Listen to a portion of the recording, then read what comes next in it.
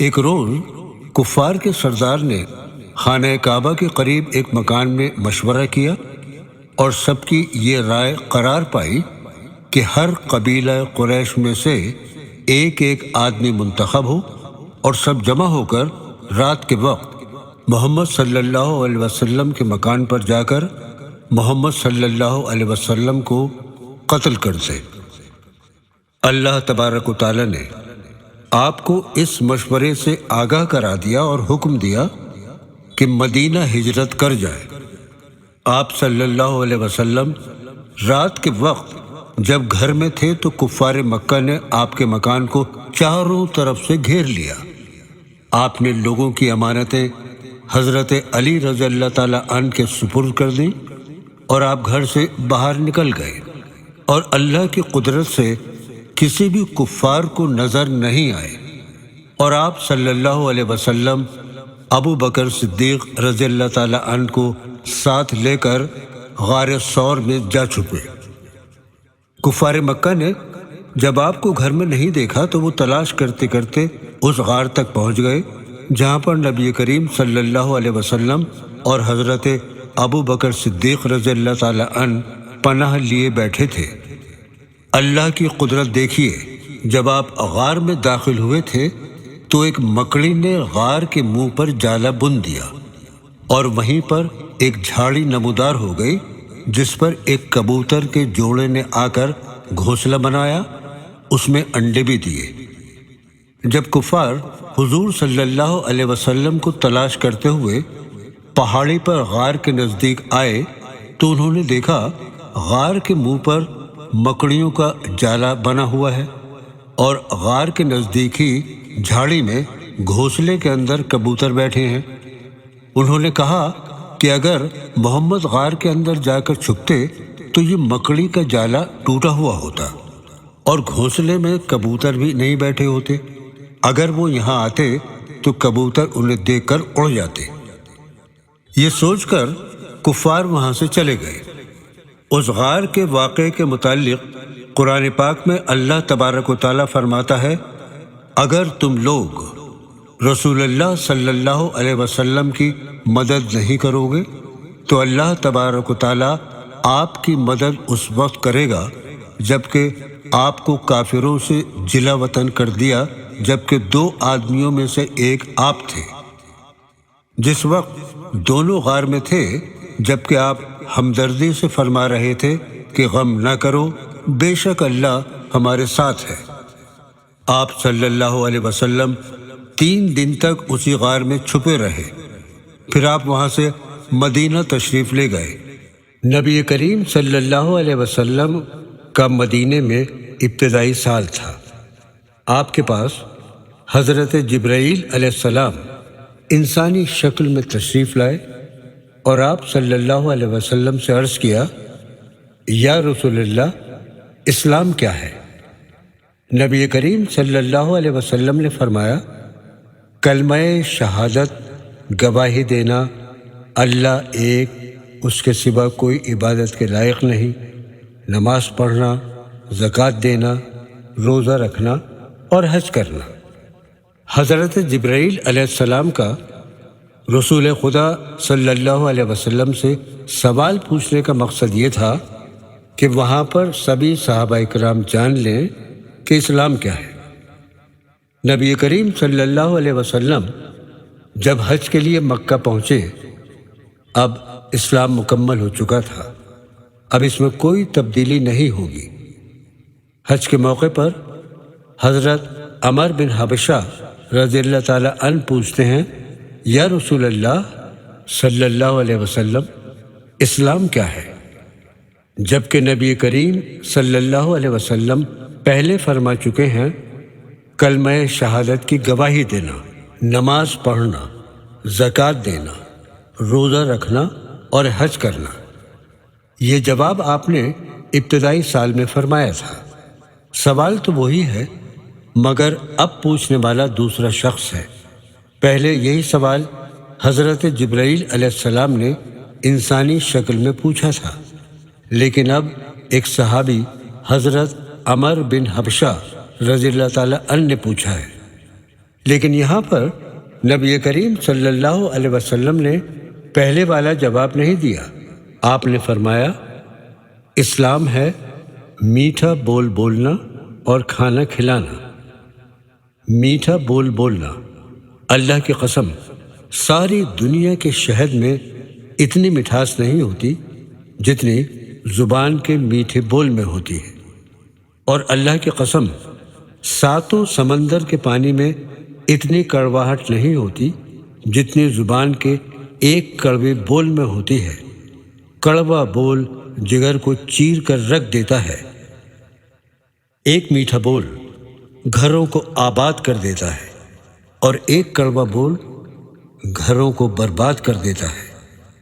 میٹھا بول بولنا تو بہت آسان ہے، اس میں تو کچھ خرچ بھی نہیں ہوتا۔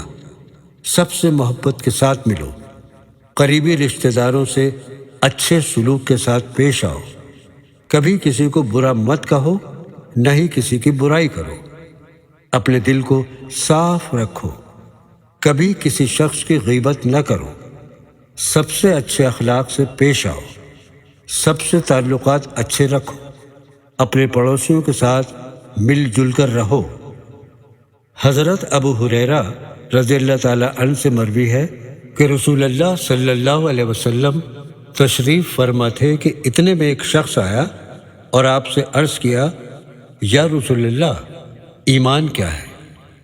آپ صلی اللہ علیہ وسلم نے فرمایا کہ ایمان یہ ہے کہ تم دل سے یقین کرو اللہ تبارک و تعالیٰ پر اور اس کے تمام فرشتوں پر اور اس کی تمام کتابوں پر، تمام رسولوں پر اور قیامت کے بعد زندہ ہونے پر۔ پھر اس شخص نے عرض کیا، یا رسول اللہ صلی اللہ علیہ وسلم، اسلام کیا ہے؟ آپ صلی اللہ علیہ وسلم نے فرمایا، اسلام یہ ہے کہ تم اللہ تبارک و تعالیٰ کی عبادت کرو، اس کے ساتھ کسی کو شریک نہ بناؤ، فرض نماز پڑھو، زکوٰۃ ادا کرو، رمضان کے روزے رکھو۔ پھر اس شخص نے عرض کیا، یا رسول اللہ، احسان کسے کہتے ہیں؟ آپ نے فرمایا، تم اللہ تبارک و تعالیٰ کی اس طرح عبادت کرو گویا تم اسے دیکھ رہے ہو، اور اگر یہ کیفیت نہ پا سکو تو اتنا خیال کرو کہ اللہ تمہیں دیکھ رہا ہے۔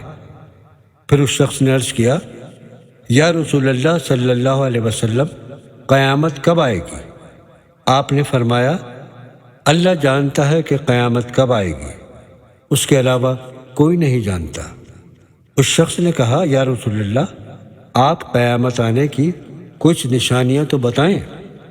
آپ نے فرمایا، جب اولاد اپنے ماں باپ کو ذلیل کرے، بے ادبی سے پیش آئے، عورتیں شرم و حیا بھول جائیں، اور جب ادنا لوگ مالدار ہو جائیں، بڑی بڑی عمارتیں بنائیں، تب سمجھنا قیامت ان قریب ہے۔ یہ سب باتیں سن کر وہ شخص چلا گیا۔ نبی کریم صلی اللہ علیہ وسلم نے فرمایا، اس شخص کو واپس بلاؤ۔ لوگ اس کو بلانے گئے تو وہ شخص جا چکا تھا، اس کا دور دور تک پتہ نہ تھا۔ پھر آپ نے فرمایا، لوگو، یہ حضرت جبرائیل علیہ السلام انسانی شکل میں تھے اور تمہیں دین کی باتیں سکھلانے آئے تھے۔ سورہ لقمان آیت نمبر 33-34 میں اللہ تبارک و تعالیٰ فرماتا ہے، لوگو، اپنے پروردگار سے ڈرو اور اس دن کا خوف کرو کہ نہ تو باپ اپنے بیٹے کے کچھ کام آئے گا اور نہ بیٹا باپ کے کچھ کام آئے گا۔ بے شک اللہ کا وعدہ سچا ہے، بس دنیا کی زندگی تم کو دھوکے میں نہ ڈال دے اور نہ فریب دینے والا شیطان تمہیں اللہ کے بارے میں کسی طرح کا فریب دے۔ اللہ ہی کو قیامت کا علم ہے، وہی پانی برساتا ہے اور وہی حاملہ کے پیٹ کی چیزوں کو جانتا ہے، اور کوئی شخص نہیں جانتا کہ وہ کل کیا کام کرے گا، اور کوئی متنفس نہیں جانتا کہ کس سرزمین میں اسے موت آئے گی۔ بے شک اللہ ہی جاننے والا ہے۔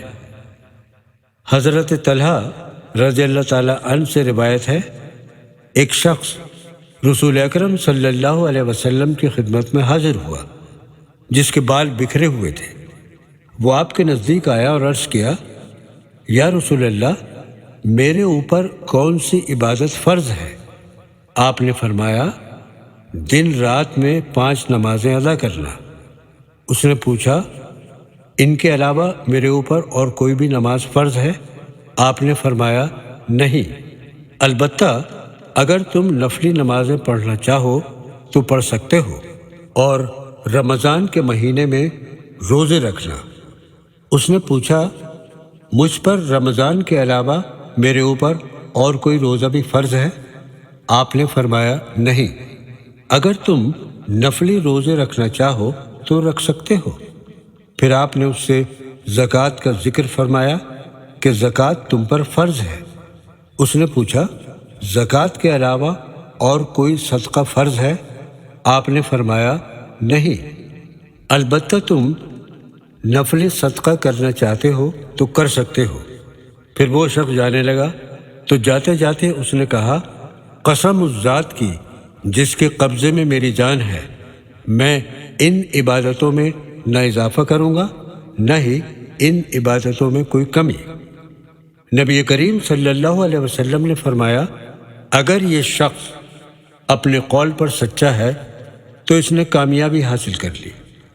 اللہ تبارک و تعالیٰ کو سخی سے پیار ہے اور وہ بخیل سے نفرت کرتا ہے۔ حضرت موسیٰ علیہ السلام نے اللہ تبارک و تعالیٰ سے عرض کیا، اے رب العالمین، ہمیں کیسے پتہ چلے کہ تو ہم سے ناراض ہے یا ہم سے خوش ہے؟ اللہ تبارک و تعالیٰ نے فرمایا، جب میں ناراض ہوتا ہوں تو بخیل کو دولت دیتا ہوں اور نکموں کو حکومت دیتا ہوں اور بے وقت بارش کرتا ہوں، اور جب میں خوش ہوتا ہوں تو سخی لوگوں کو دولت دیتا ہوں جو غریب لوگوں پر خرچ کرے اور ضرورت مندوں کا خیال رکھے، اور وقت پر بارش کرتا ہوں اور اتنی بارش کرتا ہوں جتنی ضرورت ہوتی ہے، اور حکومت سمجھدار اور نیک لوگوں کو دیتا ہوں۔ نبی کریم صلی اللہ علیہ وسلم نے فرمایا، اے عمر، ان کے لیے دنیا ہے اور ہمارے لیے آخرت۔ عقل مند انسان وہ ہے جو دنیا کی زندگی پر فریفتہ نہیں ہوتا۔ وہ یہ سمجھتا ہے کہ یہ پانی کے بلبلے والی زندگی ہے۔ بلبلہ بڑا نظر آتا ہے مگر اس کی کوئی اہمیت نہیں ہوتی۔ یہاں کی زندگی کی کوئی حیثیت نہیں ہے۔ یہاں تو بھیجا ہی اس لیے گیا ہے تاکہ ہم آخرت کی کھیتی کر کے اپنی آخرت کی زندگی کو سنبھالیں۔ 10 برس کے بعد ایک شخص نے نبی کریم صلی اللہ علیہ وسلم سے پوچھا، یا رسول اللہ، ایمان کیا ہے؟ جب ایمان مکمل ہو چکا ہے، اب نبی کریم صلی اللہ علیہ وسلم نے فرمایا، ایمان ہے معاف کرنا اور صبر کرنا۔ اگر ہم ان دونوں حدیثوں پر عمل کریں تو ہماری زندگی خوبصورت طریقے سے گزرے گی۔ اللہ تبارک و تعالی ہم سب کو اچھی باتوں پر عمل کرنے کی توفیق عطا فرمائے، آمین۔